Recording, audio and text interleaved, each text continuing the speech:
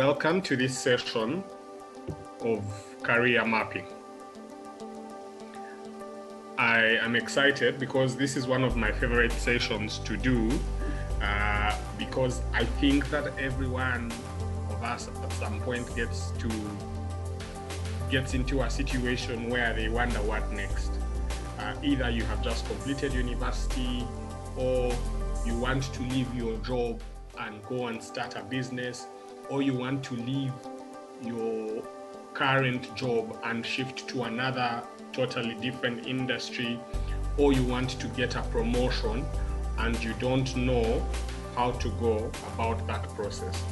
And usually when you ask questions, when you inquire from your friends or your family or colleagues, the answers they might give you are not always based on the science of things or evidence and that sort of stuff. Usually you might get help, but only that which is based off of feelings that's not rooted in a proper systematic process that tells you do this, don't do this, this is what you need to improve, this is where you need to go, this is what needs to happen and how, in order for you to make that next big jump. So that's why I enjoy this, because every time I do this session, it also asks questions of myself. It has me asking questions of myself, but I know that this will help you, one, figure out where you want to go, but even more importantly, figure out what you need to do to get there if you stick to the plan. So it's called a career map because it takes you through the journey of your career, but maps only work if you stick to them, right? If you deviate from the map, it's likely that it won't work in the way that you want or envision for it to. So there are three aspects to career mapping. There are three core aspects to career mapping. One is skills, two is knowledge, three is networks, right? Those are the three things that define career, right? Whether your career gets stunted or your career accelerates has to do with a skills aspect, a knowledge aspect, or a networks aspect. Now, that's why it's very, very important that when you're doing your career mapping activities, you think about these three things. And for you to properly do career mapping takes a lot of self-awareness, right? Or self-assessment. For you to be able to say, okay, what skills do I have right now? Yeah, in this job that I am doing, or this industry that I want to get into, or this business that I want to start or that I have started. What skills do I have right now that I am using? Am I a good resource mobilizer? Am I a good people mobilizer and organizer? Do I have good money and accounting skills? Do I have good digital skills? Do I have good management skills, right? So it's very important for you to think about the skills that you have right now in the moment. So if you think about the work that you are doing right now, your next level of progress depends on how much of that skill you can improve, or what skills you will need to learn to get to the next level. And the only way you can know how to improve that is by knowing what skills you have right now, because that allows for you to work on some progression model. Yeah? Then we come to knowledge. So knowledge works in two ways. Knowledge is both knowledge of industry to say, what do I know? What things do I know?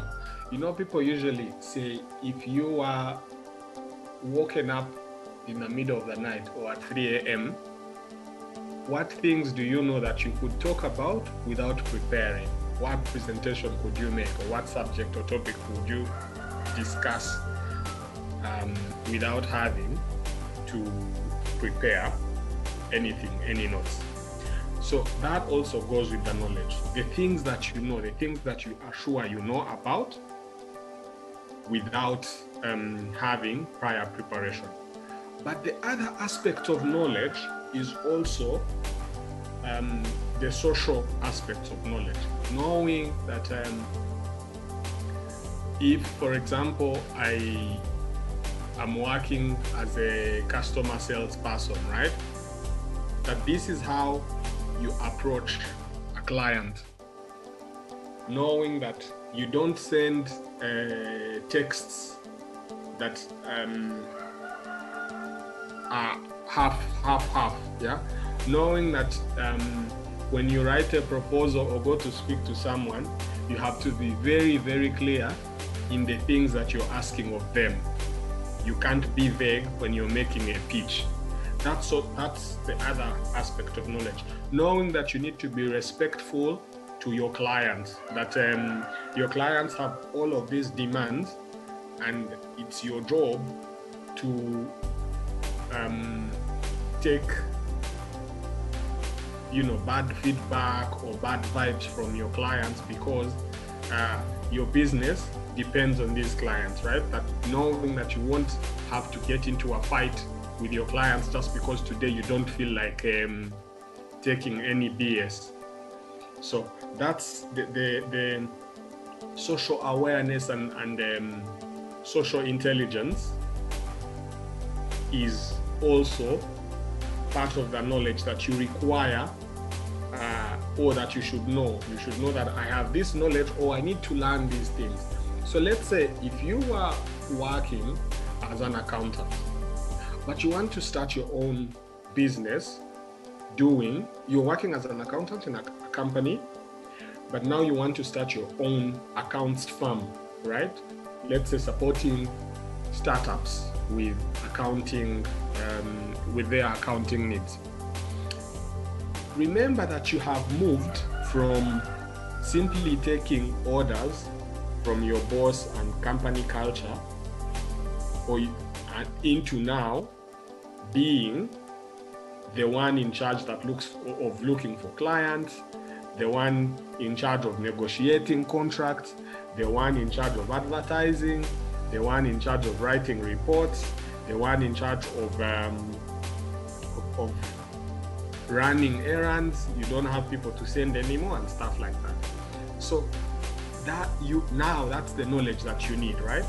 You need to know, how does a proper accounting business work? If I want to advertise, which startups exist and what are their accounting needs? How much do I charge, right? How much are they able to pay? So that's the sort of knowledge that you want to start with. But also, how much knowledge about accounting do I have? Yeah? That works with you doing your own self-assessment. Or you say, I want to get into another field. I want to leave these things and go into, I want to give up on this accounting stuff and go and become a baker. I have a passion for baking, so I think I need to just go and start baking instead of doing this accounts work or this lawyer work or this social work. How much knowledge do you have about baking, right? So you say, well, I know how to mix one recipe of vanilla chocolate something. I don't know if that's what it's called, but I know how to mix one recipe. But are you going to run a business based off of one flavor? Of course not, right? So you need to, so once you've assessed that and said, by the way, I only know how to make one flavor, so which allows me then to be able to learn 4, 5, 6 other cake flavors, right?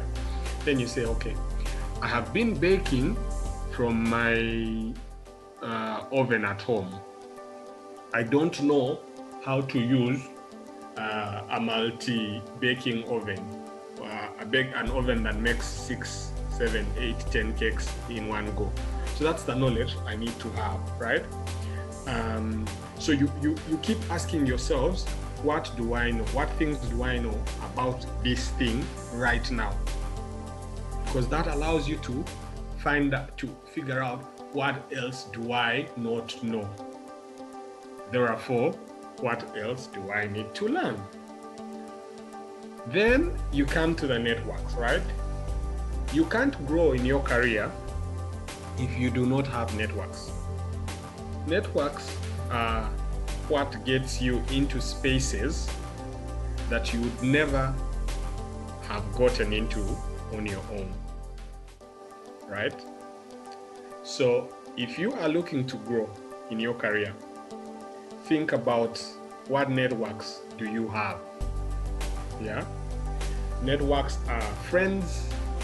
They can be professional networks, they can be family networks, they can be people, they can be mentors, they can be anything that contributes to your personal and professional growth in ways that you never would have been able to get into, right? So you think, I want to go into IT business, ICT business, supplying equipment, supplying phones, supplying laptops, supplying this. What networks do you have? First, you need supplier networks. So you need people who are in that business, who know where to get good quality products at market viable prices. You might need networks in government or in the NGO world or in the diplomatic world, who allow for you to do bulk supplies, right? So you need to build networks around there. You might need networks in the communication sector, or networks of respected voices in that industry, who, when they endorse your message, your company, people will listen. People will say, if so and so is endorsing this product, then it must be a good product, because they are not the kinds of people to endorse these kinds of products. It's the same with when you're looking for a job. The reason why you need these sorts of networks is because it's very easy for someone else to hire you based on a recommendation of a person that they respect, as opposed to them hiring you based on your skill and your CV and your experience. So that's why you need networks, because networks get you into places, they give you the credibility and access that you cannot have on your own. So if you're looking to grow your career, think, what network do I have right now to start with? And then once you have evaluated that, you say, okay, for me to succeed in this space, or the space that I want to get into, these are the networks I want to get into. I need to join Rotary, I need to join Rotaract, I need to join Boundless, I need to, because that's where I will find so and so, I need to do this and that and that. I hope this makes sense. Then you go to, okay, so I have assessed myself, where do I want to go? So you have to be very, very clear. In the next 3 years, I want to have started a business. I want to have 100 clients. I want to be fully registered. I want us to have operations in 6 cities around the country. Or in the next 3 years, I want to be at managerial level, at senior managerial level or mid-level managerial level. In the next 3 years, I want to be